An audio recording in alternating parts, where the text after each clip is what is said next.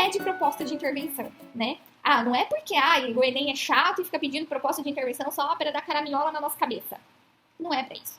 Porque a proposta de intervenção também está, né, articulada justamente a esse perfil de aluno que eles querem que entre nas federais, né, que saiba, além de discutir, refletir sobre problemas sociais, pensar também em como podemos resolver esses problemas, não é? Então pensa assim, vou propor uma ação, né?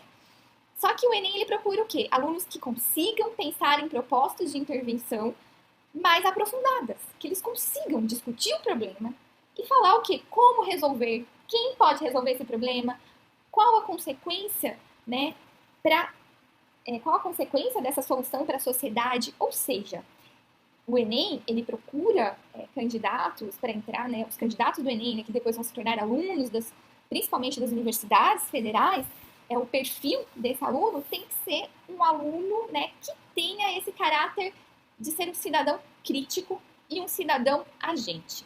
Então, esse é o primeiro ponto, pensar nesse perfil.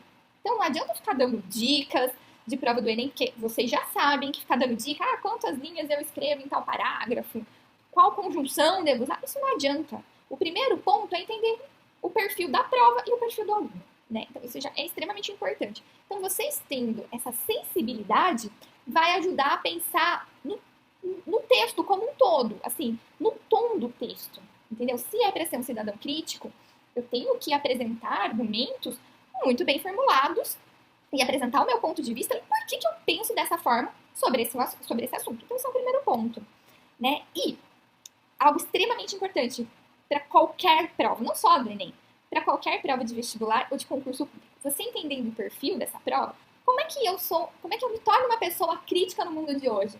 Gente, é ficar vendo meme?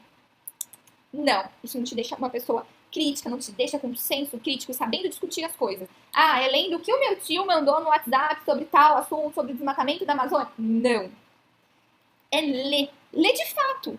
Ler livros, né? Leia jornais de diferentes perspectivas ideológicas, porque isso é muito importante para formar o teu senso crítico. Isso é extremamente importante, né?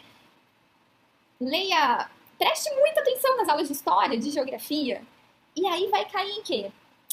Eu não sei se vocês lembram, mas vive tendo youtuber que tirou nota 1000 no Enem, vive tendo um monte de gente falando, queridos, decorem essas frases de filósofos, decorem isso que vocês vão tirar nota 1000 na redação. Não, gente.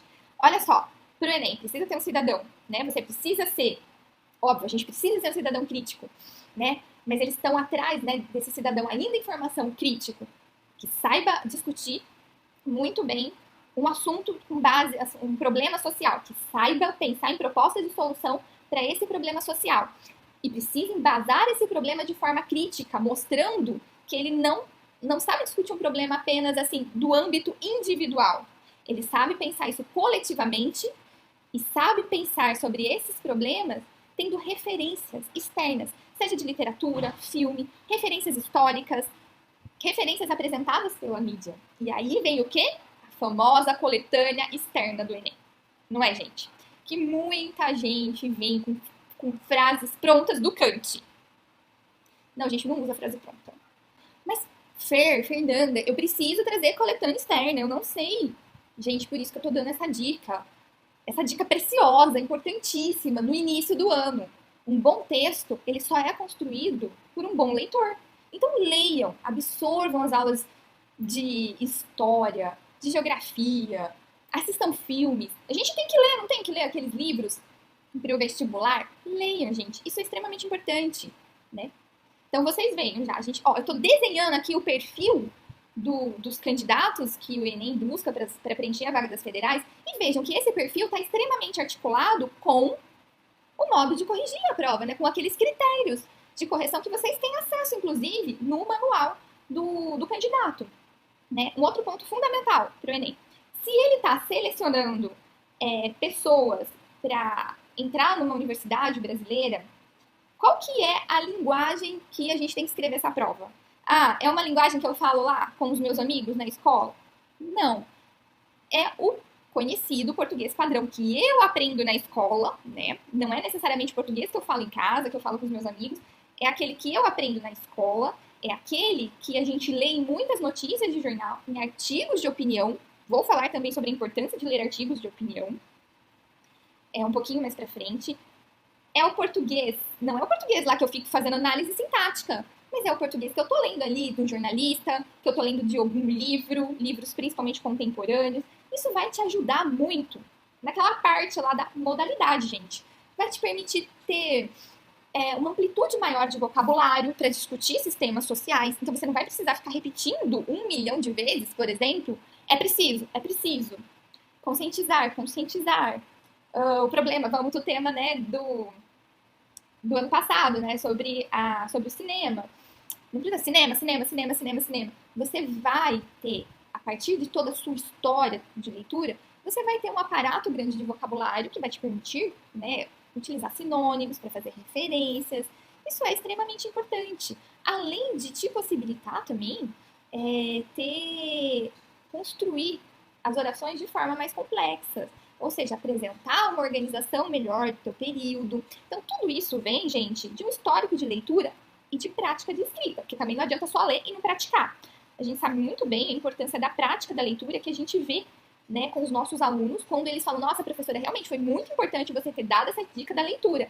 E mais importante ainda foi ter dado essa dica da gente praticar toda semana, escrevendo, reescrevendo, que isso faz com que a nossa organização textual fique muito melhor, assim como a nossa modalidade, porque a gente começa a aprender a organizar melhor as ideias e a organizar melhor as palavras dentro da oração, né? Construir uma síntese bonita. Isso é extremamente importante para o Enem, isso é extremamente importante para qualquer vestibular ter uma modalidade, né, bem construída para um texto apresentar, para ser um texto apresentável e ter, gente, algo muito importante para os corretores.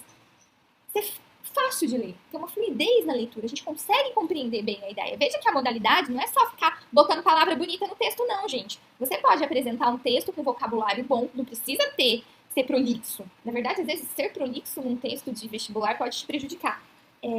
Desculpa, gente. É apenas, assim, apresentar um vocabulário variado, mostrar que você sabe construir bem as orações e permitir aí que as ideias fluam.